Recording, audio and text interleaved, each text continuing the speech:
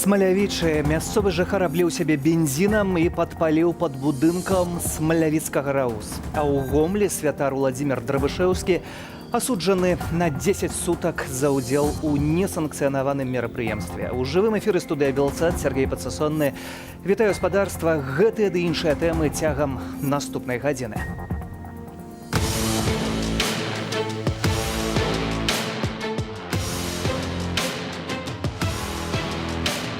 Людям не дают просто-напросто жить. Вся экономика заложена на том, что у нас колхоз. Молодежи приходится уезжать. Я сидела в изоляции 10 дней. Ко мне, естественно, не пускали адвокатов.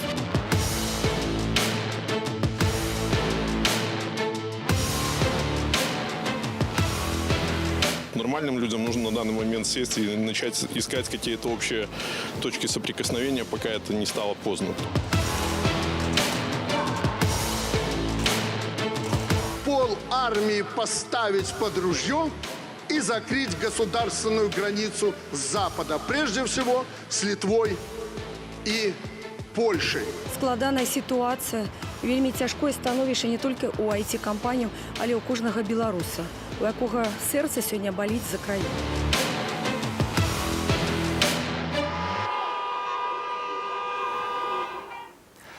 А пачынаем спадарства з надзвычайнага здарэння ў Смалявічах. Самападпал каля будынку міліцыі. Вядома, што гэта 36-гадовы Сергей Рачэня.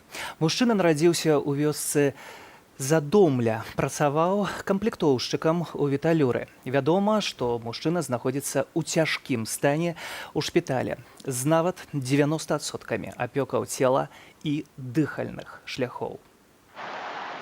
Першапачаткова з'явілася інфармацыя ад сведкаў, што гэта быў крок адчаю, скіраваны супраць гвалту сілавікоў, аднак пазней у следчым камітэце і МУС паведамілі, што мужчына меў праблемы з алкаголем і неаднаразова прыцягваўся да адказнасці. Выданне «Наша Ніва» паразмаўляла са сваякамі мужчыны. Тыя цвердзяць, што прычынай, хутчэй за ўсё, стаў менавіта алкаголь, аднак сам пацярпелы некай запіскі з тлумачэннямі не пакінуў.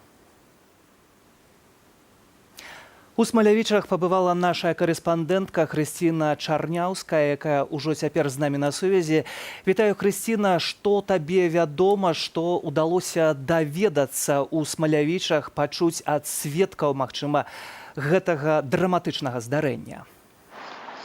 Вітаю, калегі, вітаю, гледачы. Так, сапраўды здарэнне такое надзвычайнае і вельмі сумнае, але у горадзе Смалявічы, на жаль, пра яго амаль ніхто не ведае і не чуў, таму што мы якраз журналісты для некаторых людзей сталі першай крыніцай пра гэта здарэнне. Нават тыя прадавачкі, у якіх гандлёвыя кропкі знаходзяцца наўпрост насупраць аддзялення таго самага аддзялення міліцыі, дзе сёння здарыўся самападпал, кажуць, што ўсё адбылося вельмі імгненна, яны толькі заўважылі агонь, і тут жа з'явіліся міліцыянты, з будынка выбеглі, затушылі яго, пад'ехалі пажарныя, хуткі, таму яны адразу нават і не змаглі зразумець, што гэта было і што адбылося.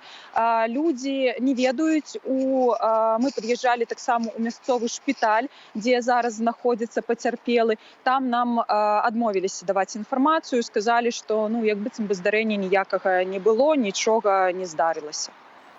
Дзякую, Хрысціна, за гэтыя падрабязнасці. Хрысціна Чарняўская, наша журналістка, якая наведала Смалявічы і спрабавала даведацца хоць нейкія падрабязнасці справы. Мы ж працягваем нашае выданне, змяняем тэму. План Маршала для Беларусі на мільярд еўра. Гэта прапанова польскага прэм'ера Матэўша Маравецкага для чальцоў еўразвязу.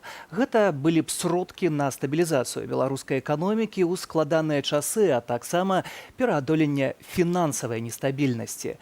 Гэта дапамога для новай Беларусі без Лукашэнкі, а той прыгразіў зачыніць дзяржаўную мяжу з Польшчай, Літвой ды нават Украінай. Якія ж стасункі складваюцца з афіцыйным Менскам? Гэта і іншыя пытанні кірую да майго госця Марцін Пшыдач, віцэ-міністр замежных справаў Польшчы ў пытаннях усходняй палітыкі. Добрый вечар. Добрый вечер, здравствуйте. Спадару міністр, Лукашенко кажа пра закрыццё мяжы з Польшай, нават Украінай, ну і, безумоўна, Літва тут фігуруе. Якая афіцыйная рэакцыя Варшавы? Да. Во-первых, я хотел бы поблагодарить вас вот за это приглашение. Тут в Белсат, это мой первый раз, но это для меня очень важно, чтобы разговаривать прямо с белорусскими журналистами, с белорусским народом не только через пропаганду власти в Минске или российскую пропаганду. Это очень важно. Я вначале хотел бы тоже извиняться, что я по-русски разговариваю, еще пока не выучил белорусский язык, но я попытаюсь, конечно, на прошлый раз, может, мне тоже удастся. Что касается вот границы, конечно, мы анализируем, вот, что сказал господин Лукашенко. Пока движение вот на польско-белорусской границе происходит нормально, ничего такого там нету. Я тоже по телефону разговаривал с нашими литовскими партнерами, там тоже ничего такого не происходит. Для нас это как бы элемент такой психологической игры господина Лукашенко. Он пытается испугать белорусский народ, как обычно есть какие-то враги из Запада, которые делают не знаю что, но, конечно, надо закрыть границу перед ними, не пускать тоже белорусов к ним. Мы, конечно, Польша открыта страна для белорусов. Мы, наверное, еще поразговариваем вот, про наши планы. Пока на границе ничего такого, но мы не хотели бы, конечно, такого слышать тоже, что говорит вот президент Лукашенко, другие представители власти в Минске. Мы за мирные отношения хотели бы, конечно, больше диалога вот с Минском. Пока это не получается, хотя были попытки с нашей стороны, чтобы устраивать такие каналы диалога, тоже разговаривать про этот политический кризис, который происходит сейчас в Беларуси. Но готовности с другой стороны вообще нету. Единственный человек, с которым господин Лукашенко хотел разговаривать, это не польский президент, не госпожа Меркель, это только Владимир Путин. Калі мы гаворым пра Александра Лукашенко, вы кажаце спадар Лукашенка. Які статус Лукашэнкі сёння для Польшчы? Хто гэта для Варшавы? Конечно, до 6 ноября это господин президент Лукашенко, это глава белорусской страны, но все равно мы призываем к новым выборам. Как Польша, так и весь Евросоюз отказался признать вот честность этих выборов, которые произошли 9 августа в Беларуси. Они не были ни свободным, ни по стандартам международным стандартам нечестными. Поэтому мы как бы официально призываем власти в Беларуси к новым выборам. По-нашему, белорусский народ имеет право, чтобы выбирать своих представителей, своего президента в честных, свободных выборах.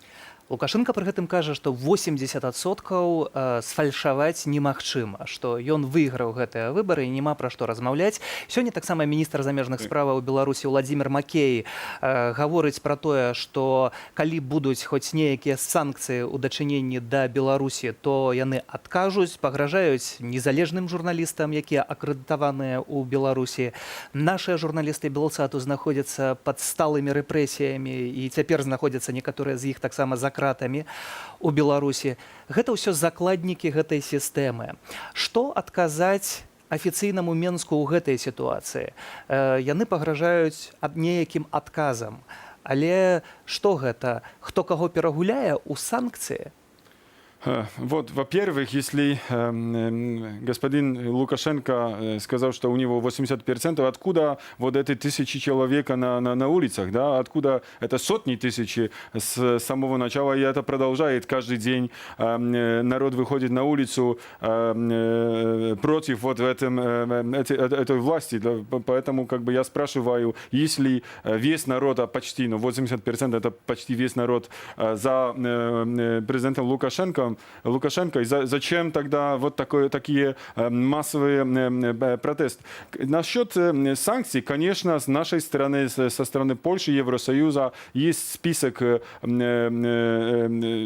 людей, которые находятся или будут находиться под санкции. Это те, которые отвечают за вот все эти репрессии, за фальсификацию выборов. Если будет какой-то ответ, пусть будет, никто не будет за это переживать. Для нас это очень важно, чтобы был ответ с международного общества, в том числе Евросоюза, но тоже наших партнеров с НАТО, чтобы вот прямо этот человек, который отвечает за репрессию, за фальсификацию выборов, чтобы он получил прямо ответ. Не сможешь въехать в Евросоюз, а все твои финансы тоже будут как бы заблокированы. Ці павінен у гэтым спісе быць Александр Лукашенко? Да, мы тоже разговариваем это с нашими европартнерами. Речь идет о том, что сам Лукашенко это только такой символ, но это голова, конечно, важный человек вот в Беларуси. Но вопрос в том, что или он будет, или не будет, не изменить ничего в системе Беларуси. Для нас важны другие члены его администрации, да, его власти. Но все равно это разговоры про самого президента Лукашенко происходят тоже в Евросоюзе, но важно, чтобы вот Евросоюз, все страны Евросоюза подписали вот этот список вместе. Все 27 стран должны подписать этот список, и эти разговоры будут на прошлой неделе. Вяртаючыся да гэтага плану маршала, который прапанаваў польскі прэм'ер Матэуш Маравецкі, гаворка ідзе пра дапамогу ў выглядзе мільярда еўра. Вось Польшча, как як мінімум, Польшча ў гэтай сітуацыі тая краіна, якая адна з тых, хто робіць найбольш для Беларусі, для беларускай дэмакратыі. Уласна кажучы, тое, што мы тут знаходзімся, існуе Белсад, гэта таксама польская дапамога, польская рука дапамогі перадусім. Вось гэты мільярд еўраў, гэта грошы, якія павінны куды пайсці, на што яны могуць пайсці? Да, конечно, как вы сказали, Польша сделала уже много, но это для нас как бы нормальное дело, нормальное человеческое поведение. Мы же соседи, да, соседская страна, мы тоже по истории, по культуре, нам очень близко к белорусам, поэтому для нас это обычное поведение, ничего я плохого в этом не вижу. Тоже из нашей истории мы страна солидарности. Але Россия таксама сосед и робит зусім іншае. Ну да, но у них другая история. Они как бы более пытались всегда доминировать всех, чем работать вместе. У нас, вы помните, конечно, была Люблинская уния, да, Люблинский союз. Мы все народы вот в нашем государстве могли работать, жить вместе. Насчет плана, да, вы спрашивали. Этот миллиард это только как бы с начала. Это первый шаг. Мы про цифры еще не разговаривали с нашими европейскими партнерами. Это мы сделали первый шаг. Это наша пропозиция, наше предложение вот с такого плана. Будем разговаривать на прошлой неделе, будет Евросаммит. Но уже есть у нас поддержка Вышеградской четверки, да, наших соседов Чехии, Словакии и далее. Тоже мы можем считать, что вот этот план будет поддержан Прибалтикой. На что? Конечно, и для кого? Вот первый вопрос. Это план для новой, экономический план для новой демократической Беларуси. Без Лукашенки. это белорусы будут решать, кто будет их президентом, если будут честные выборы, да, свободные выборы. С самого начала надо разговаривать про выборы. Вот эти, которые произошли 9 августа, они честными не были. Да? Если мы начнем разговоры про выборы, если будут выборы и будут тоже международные наблюдатели, да, из ОБСЕ, например, если они скажут, что все было хорошо, вот можем разговаривать про деньги для Беларуси. А кто будет президентом будущей Беларуси, это уже ваша справа, это уже вы будете решать. А на что, последнее, на что? Самое важное, чтобы вот был такой стабилизационный пакет. Да? Сейчас Беларусь находится не только в политическом кризисе, тоже есть экономический кризис. Самое главное, чтобы это почувствовал обычный белорусский человек. Да? Есть много разговоров про кредиты там, или даже из России. Я спрашиваю, где эти деньги? Спросите кого-то на улице в Минске, он почувствовал эти деньги. Деньги из Евросоюза – это деньги тоже для обычного человека на инфраструктуру, вот, на поддержку сектора маленьких и средних предприятий. Это то, что мы сделали в Польше в 90-х годах. Наша экономика сейчас развивается настолько хорошо, потому что мы сделали реформ. Да? Из советской экономики произошли вот в обычную рыночную экономику, да? Поддерживая. Вот, например, у вас хорошо развивается IT-сектор. Он тоже как бы символ. Можно еще таких секторов поддерживать много. Инфраструктура, энергетическая безопасность. Мы готовы разговаривать с Беларусью тоже про поставки нефти, газа с других стран, диверсификация. Мы в Польше не только берем нефть из России, но с других стран, чтобы иметь возможность выбирать, да, и тоже цена вот, пониже. Так, этот план вообще комплексный, я бы сказал. Не только деньги так дать, вот для вас кредит, как представляет сейчас господин Путин, да, но это поддержка, системная поддержка к реформам, но тоже так, чтобы обычный белорус мог почувствовать вот эту поддержку. Ви говорите на початок мільярд євро, Путін дає $1,5 мільярда адразу.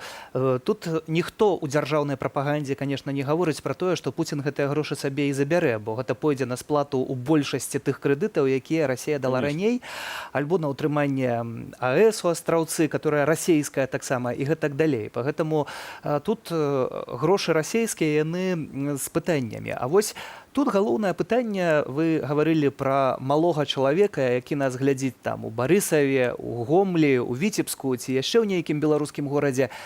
Чаму еўразвяз, чаму Польшча увогуле дапамагае Беларусі? Бо дзяржаўная прапаганда ўвесь час выцягвае вось гэты момант, што Польшча хоча нас захапіць, Польшча хоча нашых тэрыторыяў, Польшча дбае пра свае інтарэсы. Што адказаць на гэтую прапаганду?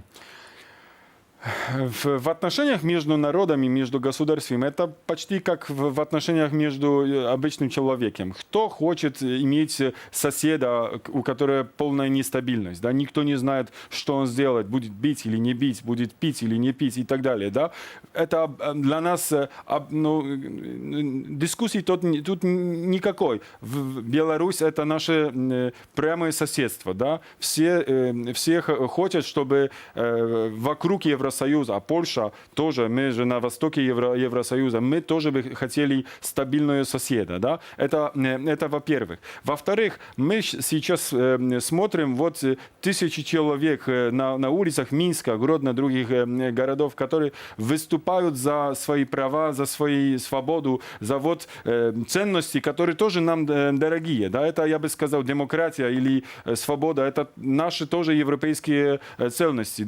Поэтому как бы мы вас понимаем. Мы тоже в Польше в 80-х годах выступали против своей власти. Нам удалось изменить это.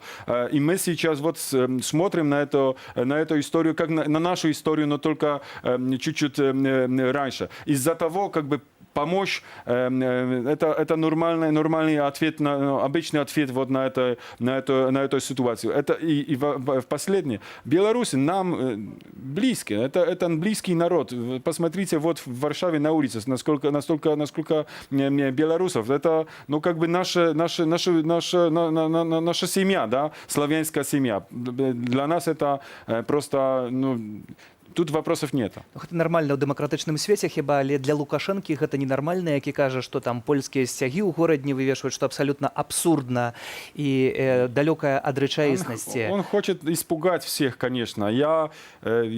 История последних лет показывает, что если есть бояться чего, это не польских флаг, а российских. Это Россия отбирает территорию другим странам в нашей части Европы. Посмотрите на Украину, посмотрите на Грузию. Если чего бояться, я бы боялся вот с другой стороны соседа. Спадарожны міністр, напрыканцы нашай размовы вось чалец каардынацыйнага савету Павел Латушка, вядомы вам, бо гэта былы беларускі амбасадар у Польшчы. Ён гаворыць, што у выпадку рэформаў спатрэбіцца не 1 мільярд, а не менш за 4 мільярды. Вось гэтую суму ці еўразвяз здольны быць наперадзе России и показать, что здольны на большее. Да, посмотрите, настолько помощи Евросоюз выделил для других стран Восточной Европы. Молдавии, например, 2 миллиарда за последний год. Украине это 6 миллиардов за последний год.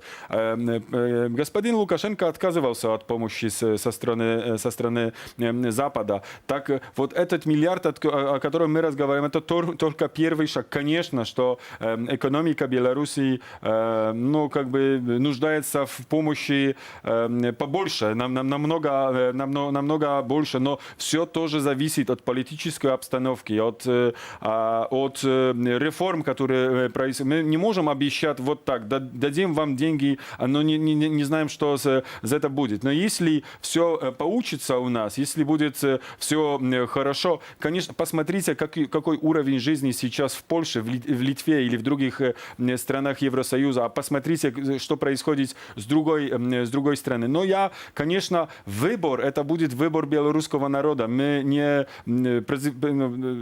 позываем Белоруссию к такому геополитическому выбору. Это будет ваше решение, наконец, ваше слово самое важное. Но, по-моему, российская экономика сейчас тоже в кризисе. Посмотрите, какая цена на нефть или газ, что происходит сейчас в Хабаровске. Там тоже огромная нестабильность. В Западной Европе, ну, наша экономика намного лучше, поэтому вот такие обещания с нашей стороны, они как бы, ну, вероятны, по-моему. Нам помогли в 90-х годах в Польше, я надеюсь, что вот мы сможем тоже помочь нашим соседам с Востока. Бо салідарнасць гэта самае галоўнае, самае каштоўнае, а беларускі народ, пра які вы кажаце, свой выбар хіба ўжо зрабіў 9 жніўня, бо не выбраў Александра Лукашэнку, і гэта, ну, нармальнаму чалавеку абсалютна бачна і вядома. Дзякую вам і за гэтую размову, і за тую польскую дапамогу і салідарнасць, якая ідзе з вашага боку ў кірунку беларускай дэмакратыі. Маім і спадарства госцям быў Марцін Пшыдач, віцэ-міністр замежных справаў Польшчы, а мы ж спадарства працягваем. Лукашенко з'ехаў з глузду і нясе поўную лухту. Гэта рэакцыя неадэкватнага чалавека. А гэта спадарства была цытата і рэакцыі на заяву Лукашэнкі пра закрыццё межаў з заходнімі суседзямі міністра ўнутраных справаў Украіны і міністра замежных справаў Літвы. Калі будуць з іх боку такія крокі, то адказ будзе адэкватным. З гэтай краіны проста не змогуць выехаць грузавыя аўтамабілі ні праз Літву, ні праз Польшу. Гэта будзе яшчэ адным ударам па эканоміцы, якая і так цяжка хворая. Дзяржаўны памежны камітэт паінфармаваў, што ахова мяжы Беларусі ажыццяўляецца ва ўзмоцненым варыянце памежнай службы і памежнага кантролю з ужываннем тактычных рэзерваў. Гэта азначае больш праверак у памежнай зоне і на паласе, ды больш захадаў дагляду. Калі ж сапраўды беларускі бок зачыніць мяжу, Польшча і Літва паабяцалі люстраны адказ. А прэм'ер Літвы адзначыў, што пасля заявы Лукашэнкі аб закрыцці межаў ніякіх рэальных крокаў Беларусь пакуль не зрабіла. Мы ж, спадарства, змяняем тэму. IT-сектар – гэта не толькі грошы, але і галоўны гонар беларускай эканомікі. Стаць паспяховым праграмістам марыць кожны другі беларускі дзіцёнак, але цяпер беларускія праграмісты літаральна сядзяць на валізках. Чаму і куды яны з'язджаюць? Алена Пазняк. Пасля прэзідэнцкіх выбараў беларускія айцішнікі усур'ёз задумаліся аб змене месца жыхарства і працы. Спадар Уладзімір працуе на адну з найбуйнейшых IT-кампаній у Беларусі. За ўдзел у мірных акцыях пратэсту затрыманыя ягоныя знаёмыя. А жонка прынесла ўжо другі штраф за ўдзел у жаночых акцыях. Даже наша семья столкнулась с тем, что задерживают грубо, при этом не информируют, где что. Хотя я приезжал в РУВД и спрашивал, где она находится. Мне в лицо ответили, что мы не знаем, хотя она находилась в 20 метрах. Блакаванне інтэрнэту на 3 дні спаралізавала працу і ягонай кампаніі. Каб перадухіліць у будучыні такія сітуацыі, фірма прадугледзела магчымасць экстраннага камандзіравання ключавых работнікаў да 30 дзён ва ўкраіну. Хочаш цалкам пераехаць? Кампанія таксама дапаможа. Находится рабочее место, человеку делается приглашение, его ведут на новое рабочее место на проекты, помогают с жильем и обустройством, после чего он физически переезжает. Многія кампаніі адчулі небяспеку пасля пагрозы Лукашэнкі разабрацца з айцішнікамі, калі сціхнуць пратэсты і арышту 4 працаўнікоў кампаніі «Панда-Док». Яйкагаловым, як ласкава называе іх Лукашенка, не даравалі фінансавага ды інтэлектуальнага падтрымання пратэстаў. Небяспечна таксама з пункту гледжання грошай, што гэтыя грошы могуць проста як з банкам, Белгазпромбанкам. Прыйшлі, забралі грошы. Парк высокіх тэхналогіяў могуць пазбавіць падатковых ільготаў. Замежныя інвестары ніколі не ўкладуцца ў стартап-праекты з нестабільнага рэгіёну. Таму каля 200 кампаніяў ужо задумаліся аб рэлакацыі за межы краіны. Кампанія «Мікалая» кожны дзень атрымлівае з десятак лістоў і званкоў з розных краінаў з цікавымі прапановамі пераезду. Ва ўсіх варыянтах розныя ўмовы. Хтосьці запрашае проста да іх пераехаць, хтосьці велізарныя прэферэнцыі прапануе лепш, чым у ПВТ нашым. Напрыклад, Астана Хаб. Там увогуле няма падаткаў, няма ніякіх адлічэнняў першы год проста. Краіны-суседкі не хаваюць сваёй цікавасці да беларускіх айцішнікаў. Латвія, Літва, Польшча запусцілі ўрадавыя праграмы, якія спрашчаюць і паскараюць працэс атрымання візаў, рэгістрацыі кампаній і адкрыцця банкаўскіх рахункаў.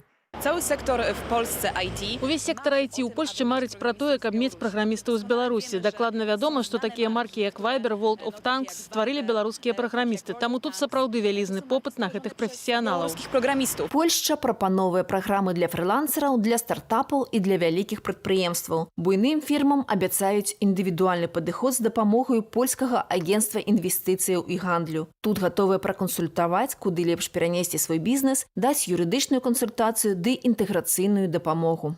Mamy już kilkanaście... Ужо больш за десятак фірмаў до нас звярнулася па дапамогу. Пакуль што не магу назваць іх, але мы стараемся, каб яны атрымалі тое, чаго чакаюць. Nie mogę zdradzić nas w tym momencie. Акрамя таго, звярнулася больш за 20 стартапаў. Таму праграму іх падтрымання ў Польшчы будуць пашыраць. У Латвію выказала жаданне з'ехаць 12 кампаніяў. Ва ўкраіну каля 2 десяткаў. IT-галіна прыносіць у Беларусь каля 6% ВУП. Страта нават паловы ва ўжо існым эканамічным крызісе стане несумненна адчувальным ударам для эканомікі. Алена Пазняк, Белсат. І вось, спадарства, апошняя інфармацыя. Мінус 350% рэгістрацыяў даменаў за месяц у Беларусі, а гэта можа азначаць, што краіна, IT-краіна, адскоквае назад ажно на 5 гадоў. Цягам апошняга месяца з Беларусі з'ехала часткова ці поўнасцю некалькі дзесяткаў IT-кампаніяў. Яшчэ некалькі дзесяткаў абвесцілі, што таксама збіраюцца пераязджаць. Чаму так адбываецца, жыхары Менску? Ситуация очень простая. Выборы сфальсифицированы. Людям не дают просто-напросто жить. И айтишники решили уехать. Потому что нет развития, нет перспектив дальше. Какие перспективы? Их нету. Вот и все. Потому что идет вот такое давление серьезное. Скорее всего, что именно поэтому. А почему же еще? Вся экономика заложена на том, что у нас колхоз. Возможно, они опасаются за свою личную жизнь, то есть в связи с тем, что они опубликуют личные данные именно работников МВД. Невыгодно у нас. У нас, наверное, налоги берутся большие на сами IT-компании. Если есть цель заработать денег в Польше, пожалуйста, люди едут в Польшу. Я не вижу в этом никаких проблем. Потому что, наверное, не все деньги решают, как бы у них. Все-таки у них денег, ну, они такой средний класс наш, даже выше среднего, да.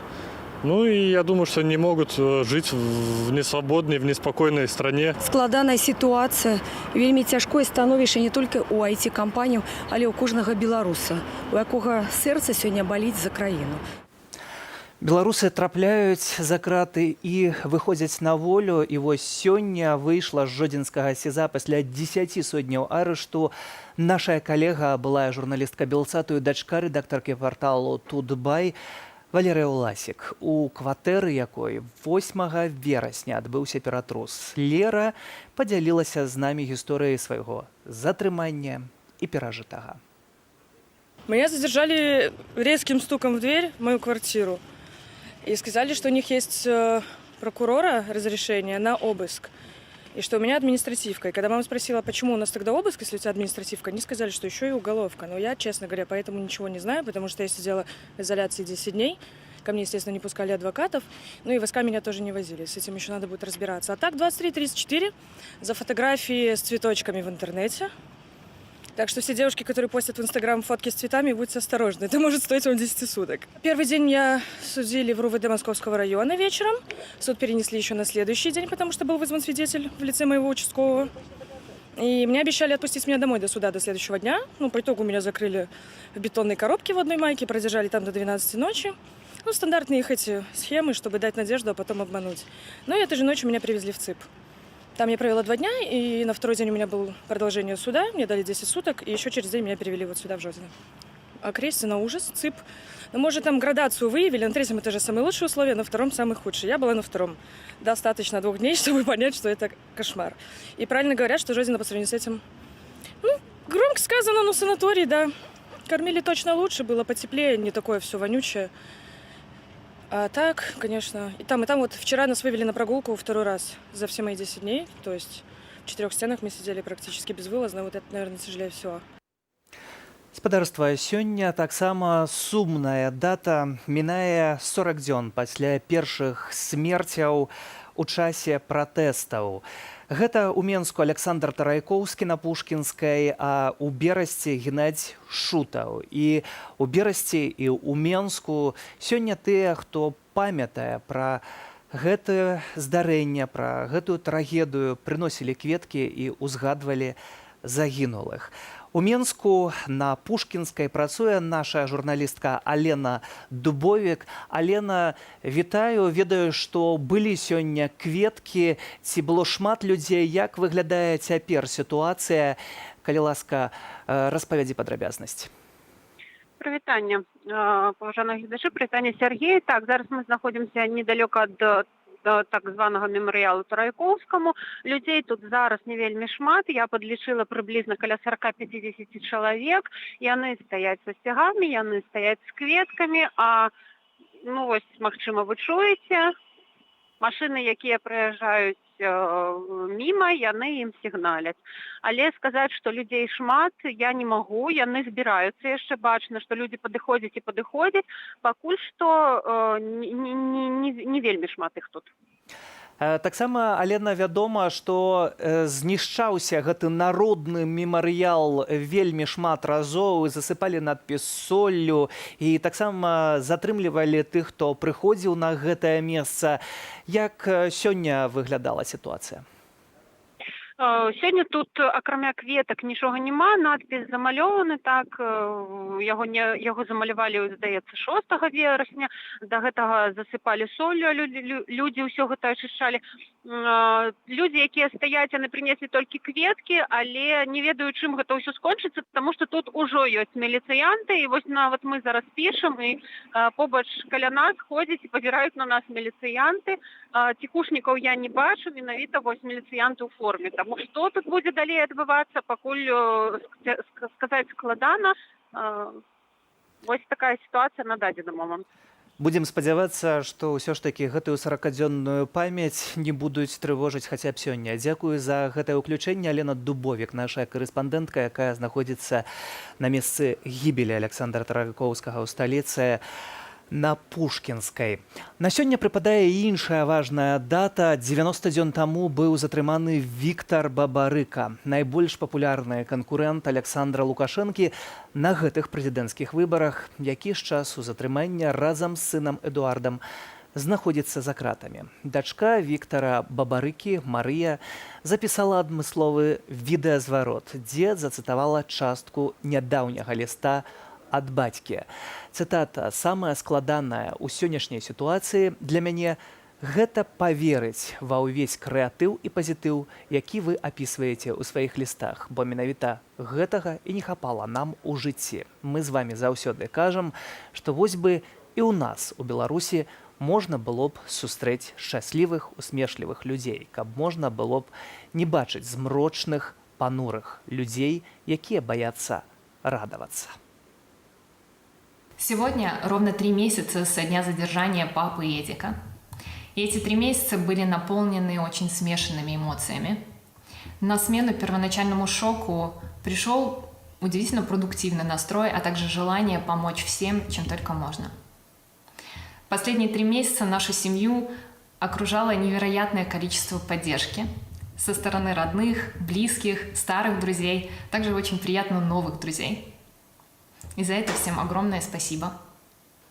Поэтому меня за последние 3 месяца ни на минуту не покидало ощущение того, что у этой истории счастливый конец. Я также с восхищением каждый день наблюдаю за той солидарностью, с которой белорусы поддерживают друг друга. Мне очень понравился один из воскресных плакатов, который очень хорошо выражал это чувство. На плакате было написано: «Я узнал, что у меня есть огромная семья». И это очень классно. Меня также переполняет чувство благодарности команде штаба и координационному совету, которые продолжают работу, не покладая рук и несмотря ни на что. Спадарства, вось такі зварот дачкі Віктара Бабарыкі. Вы таксама глядзіце нас, пішыце свае смс-паведамленні. У Менску піша тут наша глядачка, я так разумею, невозможно сделать тест на коронавирус только в 2 местах, и то платно, и по предъявлению билета и предварительной записи. Как быть, если надо знать, есть зараза или нет? Делают только на антитела. Пишите вы смс-паведамлення да нас. Сапраўды, коронавірус – гэта тая праблема, якая нікуды не знікла. І ўжо у шэрагу краінаў рыхтуецца да другой ягонай хвалі, што таксама з'яўляецца пытаннем. Тым часам сітуацыя з правамі чалавека ў Беларусі патрабуе увагі, і АБСЕ стварае групу для вывучэння гэтага пытання. Арганізацыя па бяспецы і супрацы ў Еўропе плануе ўжыць гэтак званы маскоўскі механізм. У складзе камісіі маюць знайсціся прадстаўнікі 17 краінаў. Гэта ўжо другі раз, калі механізм ужываецца ў дачыненні Беларусі. Раней, пасля выбараў 2010 года, гэта адбылося. І што гэта дасць нам цяпер? З намі на сувязі праваабарончы цэнтр «Вясна» Валянцін Стэфанович. Добры вечар. Добрый вечер. Спадару Валянцін, што гэта за маскоўскі механізм, калі вельмі проста і вельмі коротка? Ну, калі вельмі проста, то маскоўскі механізм прадугледжвае стварэнне такой моніторингавай місіі па вывучэнню сітуацыі з правамі чалавека ў пэўнай краіне, і на звычайных выпадках ён можа запускацца па-за, скажем, рашэннем той краіны, в якую ён будзе працаваць. То есть гэта вырашаецца іншымі краінамі. Вот акурат такой выпадак мы зараз маем уже ў другі раз. Першы раз гэта пасля выбараў 2010 года, калі быў таксама дапушчаны гвалт з боку сілавікоў, але тады афіцыйны Менск адмовіўся ад супрацы. Навошта тады ізноў запускаць гэты механізм, калі вядома, што Менск адмовіцца? Так, вядома, Менск адмовіцца. Як ён адмаўляецца прызнаваць і мандат спецыяльнага дакладчыка па сітуацыі з правамі чалавека Арганізацыі Аб'яднаных Нацый, як ён і не запрашае ўкраіну іншых тэматычных дакладчыкаў Арганізацыі Аб'яднаных Нацый. Насамрэч, правовых таких міжнародных механізмаў іх, на жаль, не так шмат, асабліва ўлічваючы, што Беларусь не з'яўляецца сябрам Рады Европы, і мы знаходзімся па-за еўрапейскай сістэмай абароны правоў чалавека, і Страсбургскі суд на нас не распаўсюджвае сваю кампетэнцыю, і Беларусь не ратыфікавала еўрапейскую канвенцыю па правах чалавека. Таму мы намагаліся запусціць тыя механізмы, якія на сённяшні дзень ёсць. Тым не менш, маскоўскі механізм, нягледзячы на тое, што сапраўды, хутчэй за ўсё, улады Беларусі не будуць запрашаць Украіну гэтую місію і экспертаў, і дакладчыка, які будзе ўзначальваць гэту місію. Але тым не менш, гэта з'яўляецца публічным міжнародным механізмам арганізацыі, сябрам якой з'яўляецца Беларусь, і арганізацыя, якая прызваная забяспечваць тым ліку і кантраляваць пытанні выканання міжнародных дамоў у галіне правоў чалавека. І таму мы лічым, што гэта вельмі важна, каб быў такі міжнародны механізм даследавання сітуацыі з парушэннем правоў чалавека ў Беларусі, уключна з катаваннямі. То есть на сённяшні дзень ёсць ужо нейкая міжнародная, можна так скажем, камісія, місія, якую мы, напрыклад, праваабарончы цэнтр «Вясна» ўжо зможам перадаць. Все тыя сведчанні ахвяраў катавання, больш 500, якія мы сабралі, будзе ў выніку гэта все зафіксавана ў міжнародным дакуменце, да якога ўжо можна будзе апеляваць далей пры нейкіх іншых дзеяннях, скіраваных на тым ліку і расследавання гэтых злачынстваў. Спадар Валянцін, пакуль ствараюцца справаздачы, якія, безумоўна, вельмі важныя. Але вось апошняя навіна, якую я цяпер чытаю на тэлеграме нашага тэлеканалу, у актывістаў забралі ў прытулак дзіця. 6гадовы Артём, сын актывістаў еўрапейскай Беларусі Алены Лазарчык і Сергея Мацкойця, з учорашняга вечара знаходзіцца ў прытулку Фрунзенскага раёну. Піша пра гэта вядомая журналістка Ірына Халіп. Вось ці гэтыя справаздачы не крыху запозна, бо улады дзейнічаюць вельмі агрэсіўна і вельмі актыўна. Ну, разумееце, міжнароднае права, яно мягкае права. Мы не можам чакаць таго, што нехта прыедзе ў Беларусь, возьме за вуха амапаўца і пацягне яго ў турму. На жаль, гэтага няма і здарыцца не можа, хаця, зноўку ж, вяртаючыся да справаздачаў, як я сказаў, гэта стварае магчымасці для далейшых нейкіх дзеянняў. Мы зараз вельмі, так скажем, спадзяемся на магчымасць задзейнічаць працэдуры універсальнай юрысдыкцыі ў канкрэтных краінах Еўразвяза. То есть я маю на ўвазе пытанні магчымага ўзбуджэння крымінальных справаў па факту злачынстваў супраць чалавецтва, у тым ліку катаванняў. Это уже больш троху іншая працэдура, якая прадугледжвае канкрэтны крымінальны пераслед. Конечно, там ёсць свае пэўныя нюансы, неабходнасць знаходжання патэнцыйных падазраваных на тэрыторыі Еўразвяза, але, напрыклад, той же ж прыклад Польшчы, калі яны ўзбудзілі крымінальныя справы па фактах катаванняў польскіх грамадзянаў падчас падзеяў 9 числа, 10 і далейшых. Гэта вельмі цікавы ў гэтым кантэксце прэцэдэнт. То бок атрымліваецца, што тут трэба памятаць, што гэтыя злачынствы не маюць тэрміну даўніны. Гэта самае галоўнае. Дзякуй вам за гэты каментар. Валянцін Стэфановіч, праваабарончы цэнтр «Вясна» з намі на сувязі. А краіны арганізацыі па бяспецы і супрацы ў Еўропе збіраюцца высылаць у Беларусь місію экспертаў, якая будзе расследаваць парушэнні правоў чалавека. Ці падтрымліваеце вы гэтую ініцыятыву, жыхары гораднія? На данный момент я вот сейчас иду из ВС, где отбыл 5 суток за якобы несанкционируемую акцию протеста, которая была вот непосредственно здесь, на Советской улице. Вот. То есть, и я считаю, что нам такая комиссия просто необходима для того, чтобы просто найти какой-то общий язык в стране, найти и начать диалог, то есть для того, чтобы мы могли начать договариваться, потому что там, побывав и в ВВС, и в суде, и в милиции, я понимаю, что нормальные люди есть со всех сторон, и вот нормальным людям нужно на данный момент сесть и начать искать какие-то общие точки соприкосновения, пока это не стало поздно. Если нарушаются права человека, то я думаю, это всегда надо расследовать. По-любому нужно, я думаю. Конечно, нужно. А почему? Ну, в связи с этими событиями, которые сейчас здесь происходят, я думаю, конечно, нужно. Я бы сюда вообще не пустил бы. Я думаю, что надо. А почему? Ну, потому что действия правоохранителей не очень адекватные. Комиссия, не знаю, к евро этим всем советам я отношусь тоже резко отрицательно. Резко. Не им нам указывать на фоне ихних этих голубых всяких сообществ. Но то, что у нас нарушается, по-моему, знают все. Я должен со всей ответственностью заявить, почему они не посылают проверку в Париж, где уже 3 месяца жгут, бьют, крушат. И людей тоже водометами, газом каждый день травят. Не посылают в Америку, к Трампу навести порядок в вопросах прав человека. Почему они не посылали людей, комиссию в Югославию, цветущее государство, которые уничтожили все 28 государств, как шакалы, налетающие и на жертву, и раздирающие ее.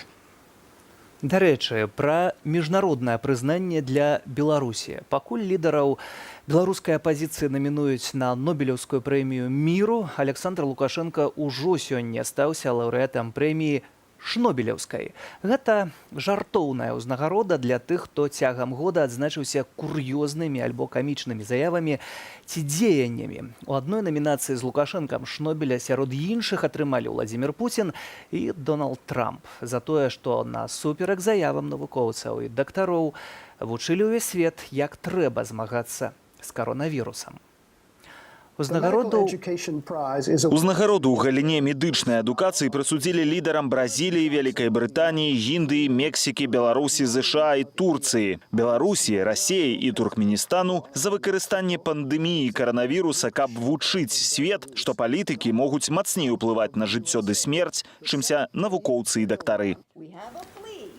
Сёлетні прыз злеплены з лісткоў паперы, куб і копія банкнотаў на суму 10 трыльёнаў зімбабвійскіх долараў. Для Александра Лукашэнкі гэта ўжо другая прэстыжная так званая ўзнагарода. Свайго першага Шнобеля кіраўнік Беларусі разам з беларускай міліцыяй атрымаў у 2013 годзе праз забарону ў нашай краіне апладысментаў і затрыманне сілавікамі аднарукага мужчыны, якога абвінавацілі ў тым, што той пляскаў у далоні. Шнобелеўскую прэмію ў 91 годзе заснаваў часопіс «Аналы неверагодных даследаванняў», а уручаюць яе сапраўдныя нобелеўскія лаўрэаты. Вось такая цікавостка. А цяпер спадарства Жнева і тэрміновыя дэбаты па Беларусі ў Савеце па правах чалавека ААН.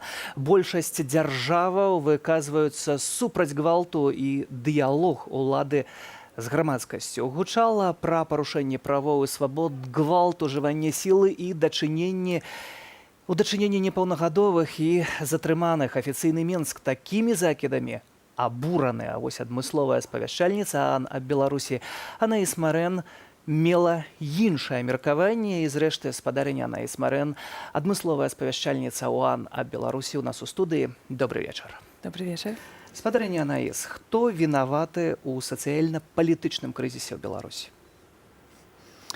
Сложный вопрос, но мне кажется, что на данный момент господин Лукашенко, отказываясь от диалога с представителями оппозиции и гражданского общества, сам строит условия для этого тупика и вот такого кризиса, который сейчас в стране, к сожалению. Вельмі гарачая сёння была дыскусія ў Жневе. Вас таксама не надта хацелі там чуць і слухаць. Беларускі бок, афіцыйны беларускі бок не хацеў гэтага. Што вы сказалі такога, што найбольш узбадаражыла афіцыйны Менск? Бо і Владзімір Макей выказаўся ў досыць агрэсіўнай форме. І выказваюцца розныя афіцыйныя прадстаўнікі з Менску наконт гэтага ўсяго. Што не так, што так не спадабалася і што так раззлавала? На самом деле, вот этот дебат сегодня был непланированный. То есть в понедельник делегация стран ЕС в основном предлагала вести вот этот срочный дебат, чтобы обсудить ситуацию с правами человека в Беларуси. И пригласили не только меня, но и Светлана Цихановская. А первый, кто выступал, это вице-комиссар по правам человека. И не только Беларусь, но и Россия, Венесуэла и Китай перебили нас несколько раз, потому что они считали, что это не по процедурам, да, потому что, в принципе, в таких формате должны принимать участие и высказаться только члены государства Совета по правам человека.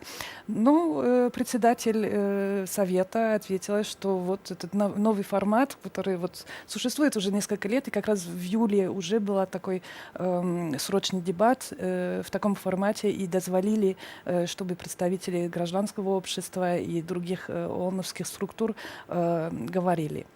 МЗС Беларусі адказаў так, што гэтая рэзалюцыя ААН, гэта цкаванне, якое базуецца на фэйкавых навінах у аснове і эмоцыях. Вось гэты момант цікавы. Вы гаварылі ў сваёй прамове пра 500 фактаў гвалту і называлі канкрэтныя прыклады. Таксама выступіла ахвяра гэтага гвалту, якая распавяла тое, што бачыла за кратамі на Акрэсціна.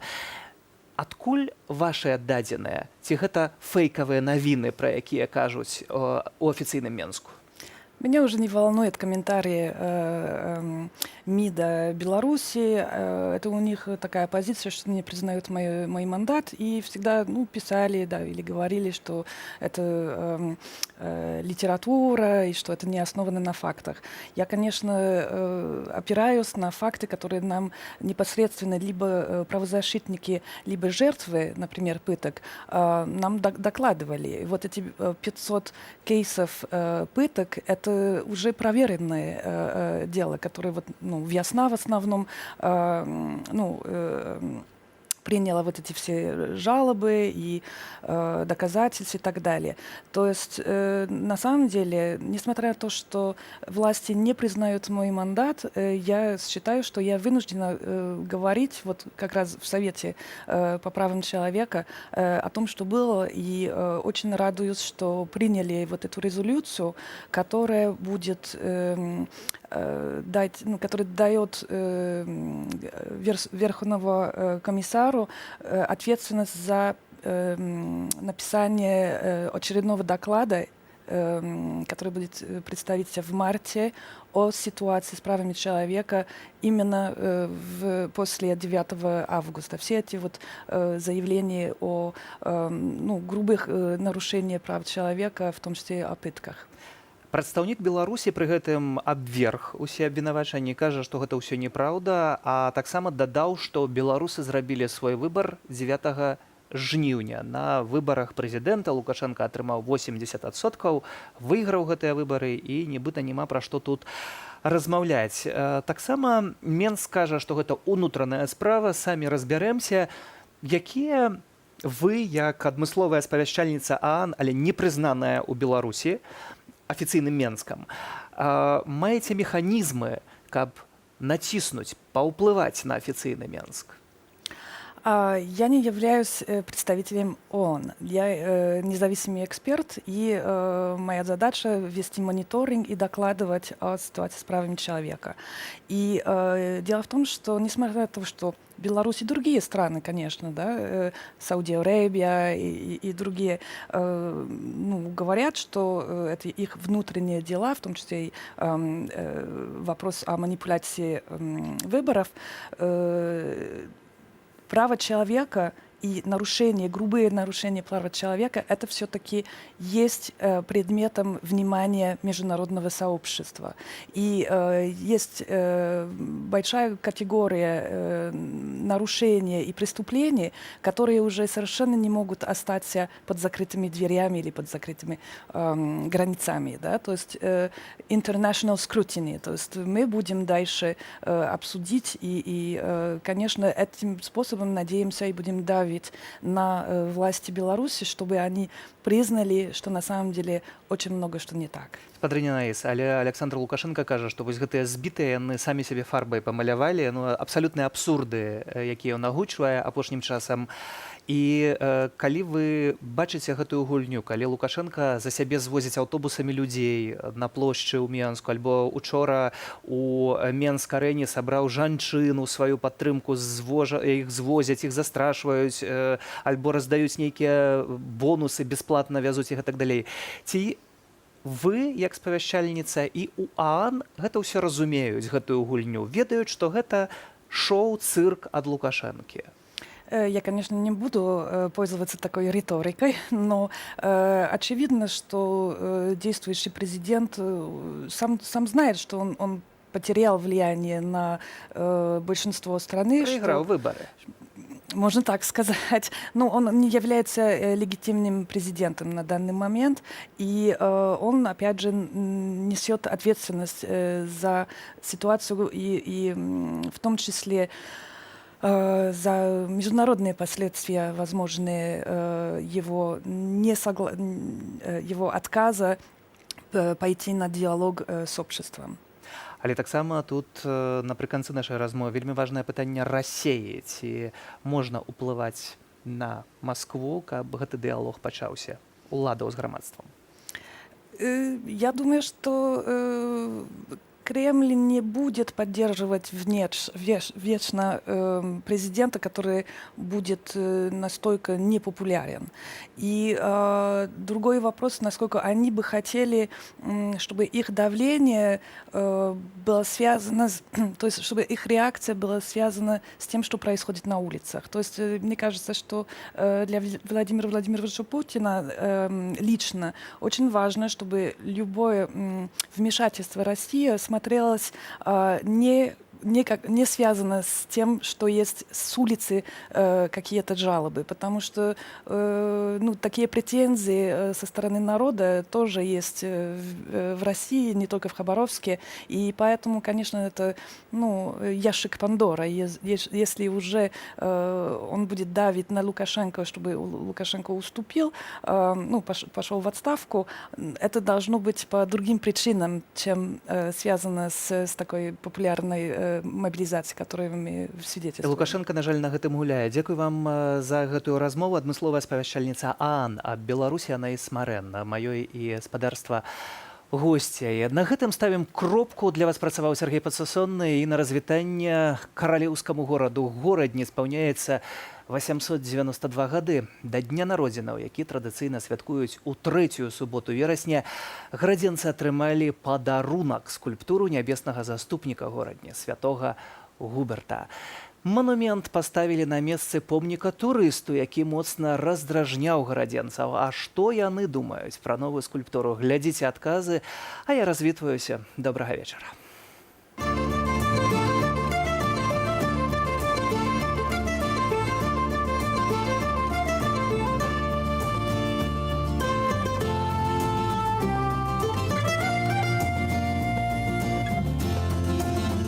Идея это уже лет 20 витала в таких кругах наших, серед нашей интеллигенции.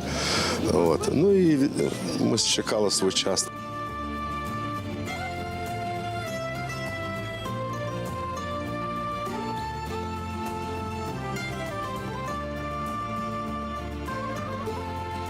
Хорошая идея для города, большой плюс.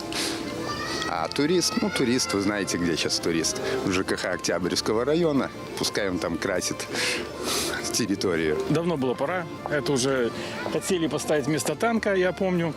Но не совпали какие-то события. А вот сейчас родилось, и я очень счастлив, конечно, что такое произошло. Мне нравится, что вот именно такую форму выбрали на вот этом, как он называется, на постаменте. И что он сам небольшой, не очень выделяется, но в то же время так как-то притягивает.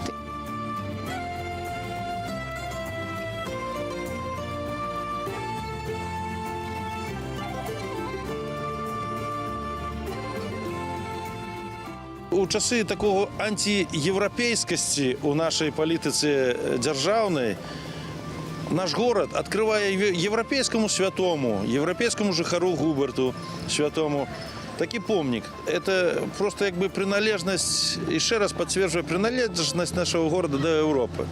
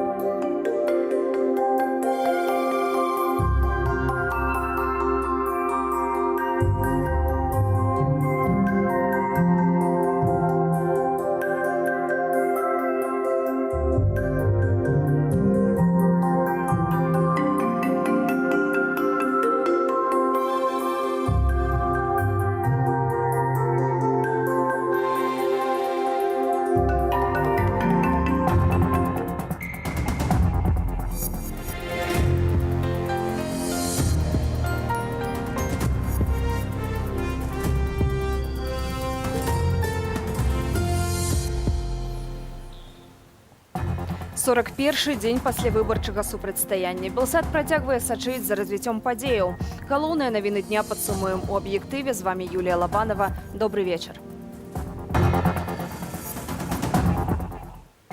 Згоды Беларусі няма, аднак расследаванне будзе. Гвалт у дачыненні мірных грамадзянаў расследуе місія АБСЕ. Это аўтарытэтныя эксперты ў сферы міжнароднага права, правоў чалавека. Вызваленне ды абвінавачванне. За фотографии с цветочками в интернете. Так что все девушки, которые постят в Инстаграм фотки с цветами, будьте осторожны. Это может стоить вам 10 суток. Працяг палітычнага пераследу ў Беларусі. Айцішнікі на валізках. Куды і чаму з'язджаюць беларускія праграмісты. Небяспечна таксама з пункту гледжання грошай, што гэтыя грошы могуць проста як з банкам, Белгазпромбанкам. Прыйшлі, забралі. І пачнем з шакуючай навіны. У Смалявічах ля ганку аддзялення міліцыі 36-гадовы мужчына абліў сябе бензінам і падпаліў. Збіць полымя атрымалася ў супрацоўніка РАУС. Хуткая неадкладна даставіла пацярпелага ў рэанімацыю. Паводле следчага камітэту, які расследуе здарэнне, мужчына мае схільнасць да самагубства. Хрысціна Чарняўская. Сёння ў Смалявічах ля мясцовага аддзялення міліцыі невядомы мужчына здзейсніў акт самаспалення. Па папярэдніх звестках следчага камітэту пацярпелы мае псіхічныя праблемы са здароўем. І гэта не першая яго спроба скончыць жыццё самагубствам. Это было так, не успел огонь, мы увидели огонь и сразу его погасили. Это было так, в одну, за 10 минут и скорая прилетела, и пожарные, понимаете, тут даже я не знаю. Тут это было очень так быстро, что даже тут людей, наверное, не собрали поглядеть. Згодна з інфармацыяй, мужчына атрымаў апёкі 90% цела. За ягонае жыццё змагаюцца дактары Смалявіцкага шпіталю. Стан ацэньваюць як цяжкі. Хрысціна Чарняўская, Белсат. Расследаваць фальсіфікацыю выбараў, разгон мітынгаў і гвалт сілавікоў у Беларусі збіраецца экспертная місія Арганізацыі бяспекі і супрацы ў Еўропе. Як вынік расследавання можа паўплываць на сітуацыю ў краіне, даведаваўся Александр Папко. За тое, каб адправіць у Беларусь групу экспертаў-назіральнікаў, прагаласавалі 17 краінаў АБСЕ, сярод якіх Бельгія, Францыя, ЗША, краіны Балтыі ды Польшча. Гэта аўтарытэтныя эксперты ў сферы міжнароднага права, правоў чалавека, якія створаць, звычайна гэта выглядае вялікім дакладам з канкрэтнымі фактамі, часам, падзеямі. Арганізацыя бяспекі і супрацы ў Еўропе ўзнікла ў самае супрацьстаянне паміж СССР і Захадам, каб перадухіліць узброены канфлікт. Маскоўскі механізм – гэта працэдура правярання сітуацыі з правамі чалавека, якую зацвердзілі на схіле холодной войны. Он может запускаться по инициативе страны, с согласия страны. без согласия страны в определенных случаях. Вот в данном случае он запущен без согласия, без инициативы Беларуси по требованию не менее чем 10 стран-участниц ОБСЕ. За 30 гадоў гэты механізм ініцыявалі ўсяго 9 разоў. Між іншым, падчас войнаў у былой Югаславіі Беларусь – адзіная краіна, дзе абарону правоў чалавека АБСЕ правярае другі раз. В 2011 году докладчик, старшыня миссии, не имел дозволу от Беларуси на въезд в Украину, але тем не менш он зробив доклад, який був після улічений іншими міжнародними органами, у тим ліку органами ООН, і гэта штурхнула Организацию Объединенных Наций створить посаду спецдокладчика по Беларуси на наступный год. Разгон маніфестацыю, крымінальныя справы супраць грамадскіх актывістаў і катаванні затрыманых зрабіліся галоўнымі тэмамі выступу адмысловай спавяшчальніцы Беларусі на надзвычайным паседжанні Камітэту правоў чалавека ООН. Миссия АБСЕ не будет дубляваць функцыяў ООН. Яна дасць праблеме большы міжнародны розгалас. Больш за тое, парламенцкая асамблея Рады Еўропы таксама стварыла працоўную групу для расследавання злачынстваў, якія мелі месца ў Беларусі. Разам мы маем больш шансаў абараніць ахвяраў катаванняў. Ці ухваляюць высланне экспертаў звонку беларусы? Ну, в связи с этими событиями, которые сейчас здесь происходят, я думаю, конечно, нужно. Если нарушаются права человека, то я думаю, это всегда надо расследовать. Я бы сюда вообще не пустил бы. Я считаю, что нам такая комиссия просто необходима для того, чтобы просто найти какой-то общий язык в стране, найти и начать диалог. На думку Андрея Елисеева, калі камісія АБСЕ прызнае катаванні і забойствы ў Беларусі злачынствамі супраць чалавечнасці, то даклад станецца падставою для міжнароднага крымінальнага разбору. Александр Попко, Белсад. З изолятора на волю пасля 25 сотняў адміністратыўнага арышту. З турмы ў Жодзіна выйшаў чалец прэзідыуму Координацыйнай рады да старшыня стачкаму Менскага трактарнага заводу Сергей Дылеўскі. А ягонаму паплечніку па радзе Максіму Знаку агучылі абвінавачванне. У адказ ён абвесціў галадоўку. Больш пра палітычны пераслед Анастасія Русецкая. Изолятор часовага ўтрымання на тэрыторыі турмы ў Жодзіне. Тут трымаюць асуджаных за ўдзел у масавых мерапрыемствах. Сёння за кратаў пасля 10 дзён арышту выйшла журналістка Валерия Уласик. 23:34 за фотографии с цветочками в интернете. Так что все девушки, которые постят в Инстаграм фотки с цветами, будьте осторожны. Это может стоить вам 10 суток. Все. Затрымалі Валерыю дома 8 жніўня людзі ў цывільным. А ў кватэры, дзе яна жыве разам з маці, рэдактарам парталу «Тутбай» Галінай Уласик адбыўся ператрус. Ці вядзецца ў дачыненні Валерыі крымінальная справа за масавыя беспарадкі, дзяўчына яшчэ мае высветліць. Падчас зняволення да яе не дапускалі адваката і не вазілі ў следчы камітэт, кажа Валерыя. Окрестие на ужас. Достаточно 2 дней, чтобы понять, что это кошмар. И правильно говорят, что Жодина по сравнению с этим, громко сказано, но санаторий, да. Кормили точно лучше, было потеплее, не такое все вонючее.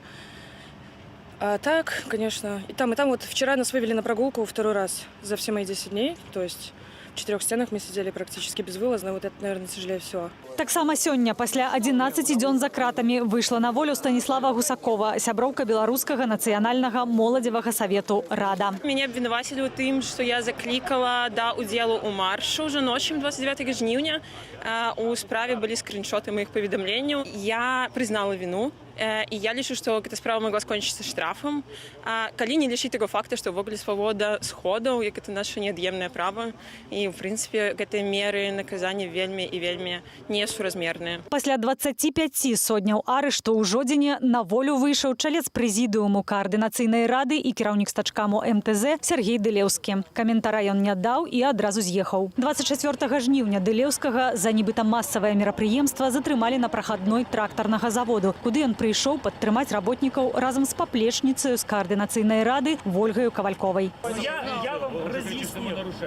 Нарушаете вы собираетесь, вы нарушаете. Чем нарушаем? Что нарушаем мы? Яшчэ адно сумна вядомае месца – изолятор часовага ўтрымання на Акрэсціна ў Менску. Сёння стала вядома, што тут утрымліваюць каардынатарку валанцёрскай службы вясны Марфу Рабкову, якая дакументавала выпадкі катаванняў. Затрымалі яе напярэдадні. Крымінальная справа распачатая за нібыта падрыхтоўку масавых беспарадкаў. У нас ёсць все падставы меркаваць, што гэта звязана выключна з дзейнасцю вясны і дзейнасцю Марфы ў вясне. Сёння решение, мы приняли отповедную заяву. Мы потребуем неоткладно вызволить Марфу Рабкову, спинить криминальное переследование не дає и перестать оказывать стиск и переслед весны и сябру весны. Сёння ж адвакату і чальцу прэзідыуму Каардынацыйнай рады Максіму Знаку следчыя выставілі абвінавачанне. Заклік да дзеянняў, накіраваных на прычыненне шкоды нацыянальнай бяспецы. На знак пратэсту ён аб'явіў галадоўку. Анастасія Русецкая, Белсат. IT-сектор – гэта галоўны гонар беларускай эканомікі. Стаць паспяховым праграмістам марыць кожны другі беларускі дзіцёнак. Але цяпер айчынныя праграмісты літаральна сядзяць на валізках. Падрабязней аб тым, чаму і куды яны з'язджаюць у сюжэце Алены Пазняк. Пасля прэзідэнцкіх выбараў беларускія айцішнікі усур'ёз задумаліся аб змене месца жыхарства і працы. Спадар Уладзімір працуе на адну з найбуйнейшых IT-кампаній у Беларусі. За ўдзел у мірных акцыях пратэсту затрыманыя ягоныя знаёмыя. А жонка прынесла ўжо другі штраф за ўдзел у жаночых акцыях. Даже наша семья столкнулась с тем, что задерживают грубо, при этом не информируют, где что. Хотя я приезжал в РУВД и спрашивал, где она находится. Мне в лицо ответили, что мы не знаем, хотя она находилась в 20 метрах.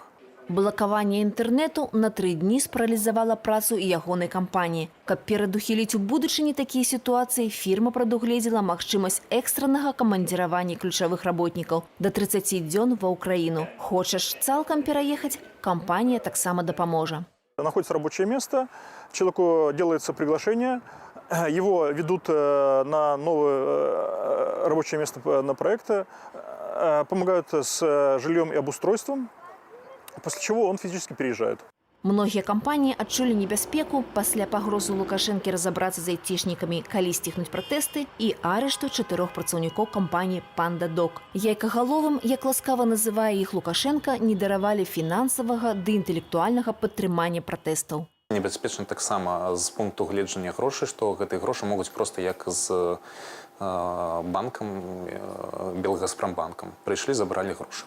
Парк высокіх тэхналогіяў могуць пазбавіць падатковых ільготаў. Замежныя інвестары ніколі не ўкладуцца ў стартап-праекты з нестабільнага рэгіёну. Таму каля 200 кампаніяў ужо задумаліся аб рэлакацыі за межы краіны. Кампанія Мікалая кожны дзень атрымлівае з дзесятак лістоў і званкоў з розных краінаў з цікавымі прапановамі пераезду. Ва ўсіх варыянтах розныя ўмовы. Хтосьці запрашае проста да іх пераехаць, хтосьці велізарныя прэферэнцыі прапануе лепш, чым у ПВТ нашым. Напрыклад, Астана-Хаб. Там увогуле няма падаткаў, няма ніякіх адлічэнняў першы год проста. Краіны-суседкі не хаваюць сваёй цікавасці да беларускіх айцішнікаў. Латвія, Літва, Польшча запусцілі ўрадавыя праграмы, якія спрашчаюць і паскараюць працэс атрымання візаў, рэгістрацыі кампаній і адкрыцця банкаўскіх рахункаў. Cały sektor w Polsce IT. Увесь сектор IT у Польшчы марыць пра тое, каб мець праграмістаў з Беларусі. Дакладна вядома, што такія маркі, як Viber, World of Tanks, стварылі беларускія праграмісты. Таму тут сапраўды вялізны попыт на гэтых прафесіяналаў. Польшча прапановвае праграмы для фрылансераў, для стартапаў і для вялікіх прадпрыемстваў. Буйным фірмам абяцаюць індывідуальны падыход з дапамогай польскага агенцтва інвестыцыяў і гандлю. Тут гатовыя пракансультаваць, куды лепш перанесці свой бізнес, даць юрыдычную кансультацыю ды інтэграцыйную дапамогу. Mamy już kilkanaście. Ужо больш за дзесятак фірмаў до нас звярнулася па дапамогу. Пакуль што не магу назваць іх, але мы стараемся, каб яны атрымалі тое, чаго чакаюць. Nie mogę zdradzić nas w tym momencie. Акрамя таго, звярнулася больш за 20 стартапаў. Таму праграму іх падтрымання ў Польшчы будуць пашыраць. У Латвію выказала жаданне з'ехаць 12 кампаніяў. Ва ўкраіну каля 2 дзесяткаў. IT-галіна прыносіць у Беларусь каля 6% ВУП. Страта нават паловы ва ўжо існым эканамічным крызісе стане несумненна адчувальным ударам для эканомікі. Алена Пазняк, Белсат. Менск ды іншыя гарады. Па ўсёй Беларусі валанцёры кампаніі «Ёжик-Бай» развозяць прадукты харчавання ахвярам палітычных рэпрэсіяў. Пра бескарысную ініцыятыву Галіна Бакунчык.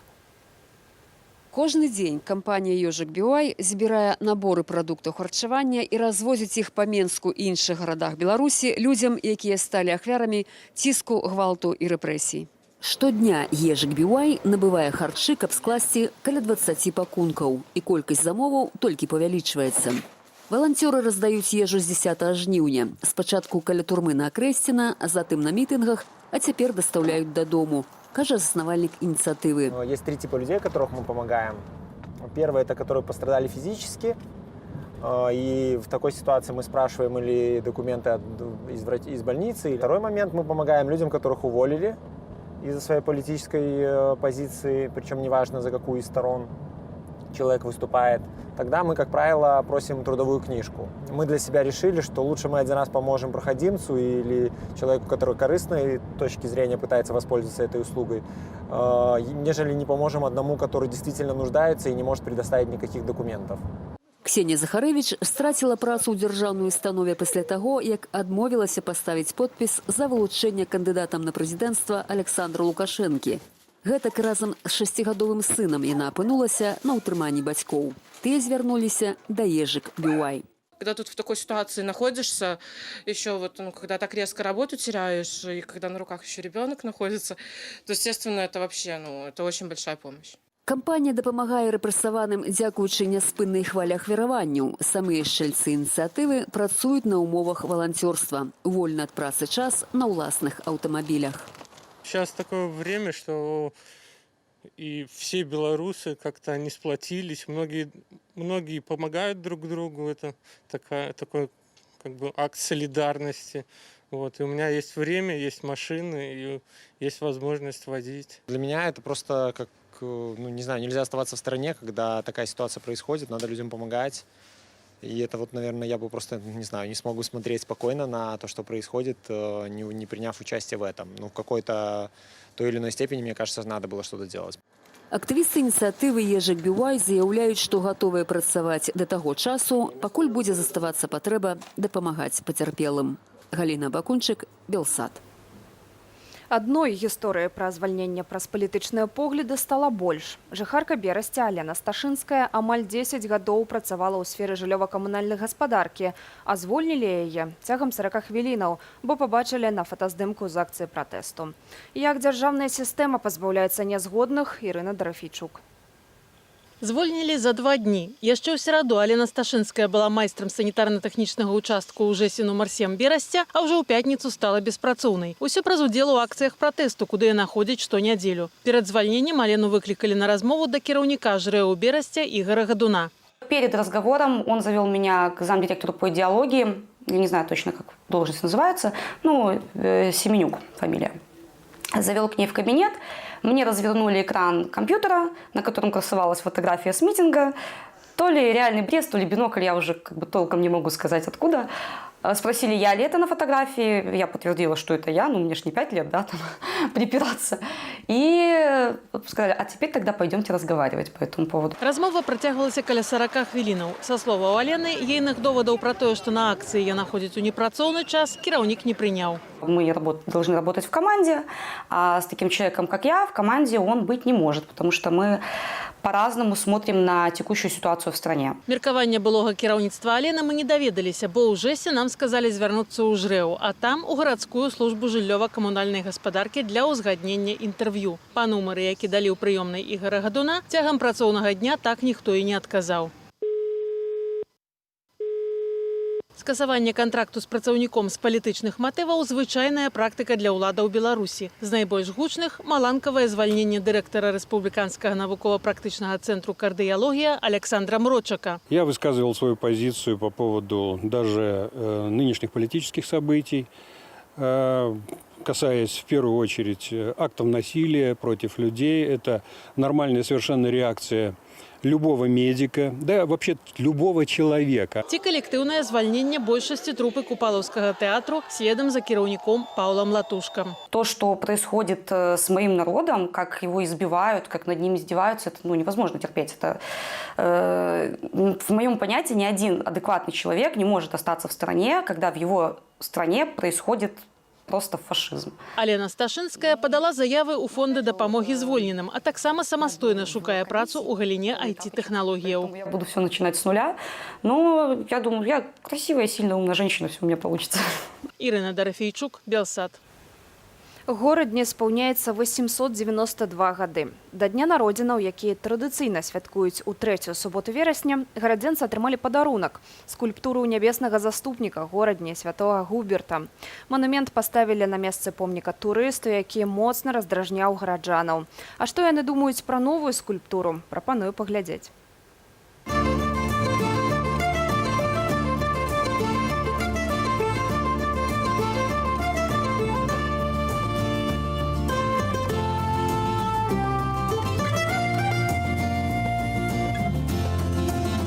Идея это уже лет 20 витала в таких кругах наших, вот, сирот так нашей интеллигенции. Вот. Ну и мы чекали свой час.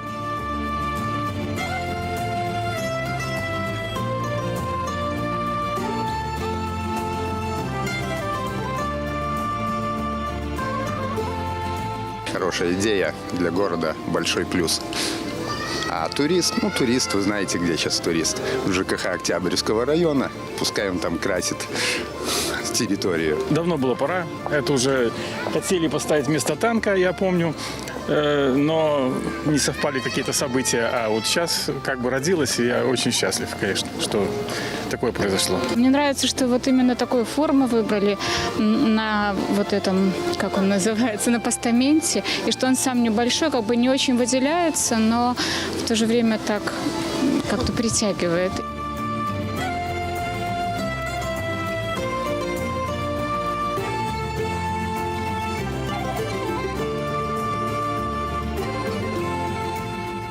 У часи такого антиєвропейськості у нашій політиці державної наш город відкриває європейському святому, європейському жихару Губерту святому такий помник. Це просто якби приналежність, і ще раз підтверджує приналежність нашого города до Європи.